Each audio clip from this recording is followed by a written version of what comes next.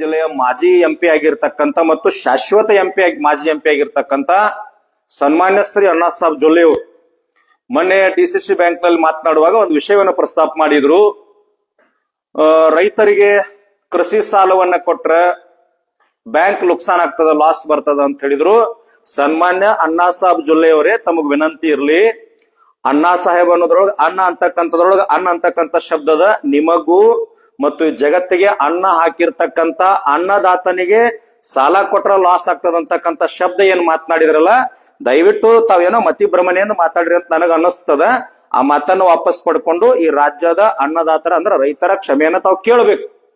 ಮತ್ತು ತಮಗೊಂದು ವಿನಂತಿಯನ್ನು ಮಾಡ್ಕೊಳ್ತೀನಿ, ರೈತರಿಗೆ ಲಾಸ್ ಆಗ್ತದ ಅನ್ಲಿಕ್ಕೆ ತಮ್ಮ ಗಮನಕ್ಕಿರ್ಲಿ, ಇದು ನಿಮ್ಮ ಬೀರೇಶ್ವರ ಬ್ಯಾಂಕ್ ಅಲ್ಲ.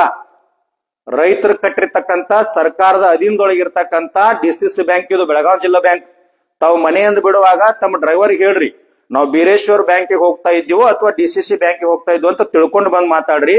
ನೆನಪಾಗದೇ ಇದ್ರೆ ಎ4 ಸೈಜ್ ಹಾಳಿ ಒಳಗ್ ಬರ್ಕೊಂಡು ನಾನಿವತ್ತು ಬೆಳಗಾವಿ ಮಧ್ಯವರ್ತಿ ಸಹಕಾರಿ ಬ್ಯಾಂಕಿಗೆ ಹೋಗ್ತಾ ಇದ್ದೀನಿ, ಆ ವಿಷಯ ಮಾತಾಡ್ತೀನಿ ಅಂತ ನೆನಪಿಟ್ಕೊಂಡು ಮಾತಾಡ್ರಿ. ರೈತರ ಬಗ್ಗೆ ಮಾತನಾಡುವಾಗ, ಅನ್ನದಾತರ ಬಗ್ಗೆ ಮಾತನಾಡುವಾಗ ಸ್ವಲ್ಪ ಸೂಕ್ಷ್ಮವಾಗಿ ಮಾತನಾಡ್ರಿ. ಆ ವಿಷಯವನ್ನ ಹಿಂತಕೊಂಡು ವಿಷಾದ ವ್ಯಕ್ತಪಡಿಸಿ ರಾಜ್ಯದ ಸಮಸ್ತ ರೈತರ ಕ್ಷಮೆಯನ್ನ ತಾವು ಕೋರ್ಬೇಕು.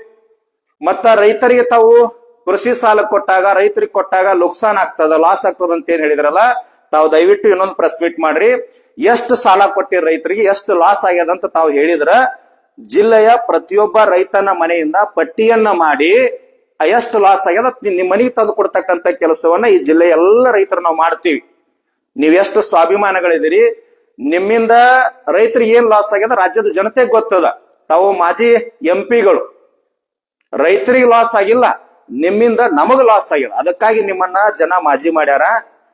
ಸಾಯಿವರೆಗೆ ತಾವೆಲ್ಲ ಮಾಜಿ ಆಗ್ತಿರ, ಅದೆಲ್ಲ ಜನರಿಗೆ ಗೊತ್ತದ. ರಾಜಕಾರಣ ಮಾಡ್ರಿ, ನಮಗ ಅಭ್ಯಂತರ ಇಲ್ಲ. ನೀವು ಕಾಂಗ್ರೆಸ್, ಜೆಡಿಎಸ್, ಬಿಜೆಪಿನೋ ಯಾವುದೇ ಒಂದು ರಾಜಕಾರಣ ಮಾಡ್ರಿ, ನಮಗ ಅಭ್ಯಂತರ ಇಲ್ಲ. ಕಮರ್ಷಿಯಲ್ ಲ್ಯಾಂಡ್ ಕೊಡ್ತಿರೋ, ಫ್ಯಾಕ್ಟರಿ ಕೊಡ್ತಿರೋ, ಎಷ್ಟೋ ಸಹಕಾರಿ ಕಾರ್ಖಾನೆಗಳು ಕೊಡ್ತಿರೋ, ಹಾಳು ನೀವು ಹೆಂಗದಿ ರಾಜಕಾರಣ ಇರೋದ್ ಗೊಂತಾಗಿ ನಿಮ್ಮನ್ನ ಜನ ಮಾಜಿ ಮಾಡ್ಯದ. ಆ ಮಾಜಿ ಕಾಯಂ ಇರ್ತದ. ರಾಜಕಾರಣ ಸಲುವಾಗಿ ಏನೇನೋ ಮಾಡ್ಕೊಂತ ಹೋಗ್ಬೇಡ್ರಿ, ನಿಮ್ದೆಲ್ಲ ನಮ್ಗೆ ಗೊತ್ತದ. ರಾಜ್ಯದ ಜನತೆಗೆ ದಯವಿಟ್ಟು ವಿನಂತಿ ಮಾಡ್ಕೊಳ್ತೀನಿ, ಹಿರಿಯರಿದ್ದೀರಿ, ಅನುಭವಿಗಳಿದ್ದೀರಿ, ಅಪ್ರಬುದ್ಧ ರಾಜಕಾರಣಿಗಳಿದ್ದೀರಿ. ನಿಜವಾಗ್ಲೂ ನೀವು ಮಾತನಾಡುವಾಗ ಎಚ್ಚರಿಕೆಯಿಂದ ಮಾತನಾಡ್ರಿ. ಇದು ಬೀರೇಶ್ವರ್ ಬ್ಯಾಂಕ್ ಅಲ್ಲ. ನಿಮ್ಮ ಬ್ಯಾಂಕ್ ನುಕ್ಸಾನ್ ಆದ್ರೆ ಡಿಸಿಸಿ ಬ್ಯಾಂಕಿಗೆ ಬಂಗಾರದ ಚಾವಿ ತಂದು ಹಾಕೊಂಡ್ ಲಾಕ್ ಮಾಡ್ಕೊಡ್ರಿ. ರೈತರಿಗೆ ಸಾಲ ಕೊಡ್ಬೇಡ್ರಿ, ಅದನ್ನ ಕೇಳೋ ಹಕ್ಕು ನಮಗಿಲ್ಲ.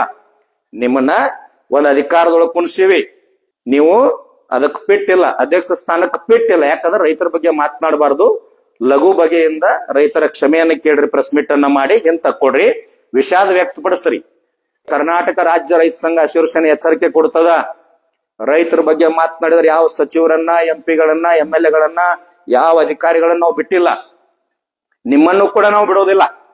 ಕ್ಷಮೆಯನ್ನ ಕೇಳದೆ ಇದ್ರೆ ಮುಂದಿನ ದಿನಮಾನದೊಳಗ ವಿಪರೀತವಾಗಿರ್ತಕ್ಕಂಥ ಸಮಸ್ಯೆನ ಅನುಭವಿಸಬೇಕಾಗ್ತದ ರಾಜ್ಯದ ಜನತೆ ಪರವಾಗಿ.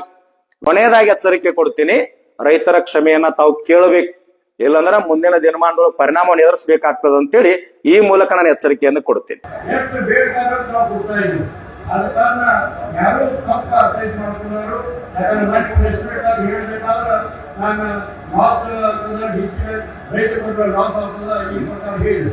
ಆದ್ರೆ ಯಾರಾದ್ರಿಗೆ ಅದ್ರಿಗೆ ನೋವಾಗಿದ್ರೆ ಕ್ಷಮೆ ಕೇಳ್ತಾರೆ, ಅದಂತೆ ಎರಡು ಮಾತಿಲ್ಲ. ಯಾಕಂದ್ರೆ ರೈತರಿಗೆ ಕ್ಷಮೆ ಕೇಳೋದ್ರಲ್ಲಿ ಏನೂ ನಮ್ಮ ಅಭ್ಯಂತರ ಇಲ್ಲ.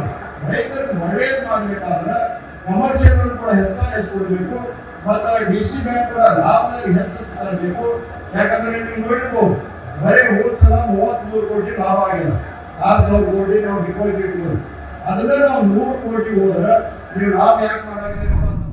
ಮತ್ತಷ್ಟು ವಿಶೇಷ ವಿಡಿಯೋಗಳನ್ನು ನೋಡಲು ಮತ್ತು ಹೊಸ ವಿಡಿಯೋಗಳ ಬಗ್ಗೆ ತಿಳಿಯಲು ಈ ದಿನ .com ಯೂಟ್ಯೂಬ್ ಚಾನೆಲ್ ಸಬ್ಸ್ಕ್ರೈಬ್ ಮಾಡಿ ಮತ್ತು ಬೆಲ್ ಐಕಾನ್ ಕ್ಲಿಕ್ ಮಾಡಿ.